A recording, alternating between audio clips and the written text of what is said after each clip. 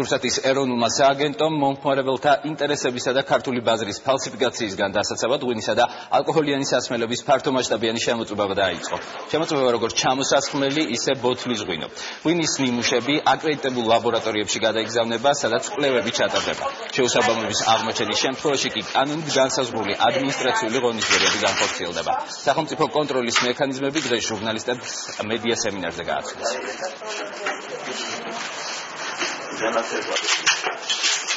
Შემოსასხმელი ღვინის მოცულობა საერთო მოცულობა ბაზრის მოცულობის დაახლოებით 30%-ია, შესაბამისად ძალიან მნიშვნელოვანი წილი არის ღვინის ბაზრის და ჩვენი მიზანია რა თქმა უნდა მომხმარებელთა ინტერესების დაცვა ფალსიფიცირებული პროდუქციისგან, ასევე ღვინის პოპულარიზაცია, რომ ღვინო იყოს ნამდვილად ყურძნისეული.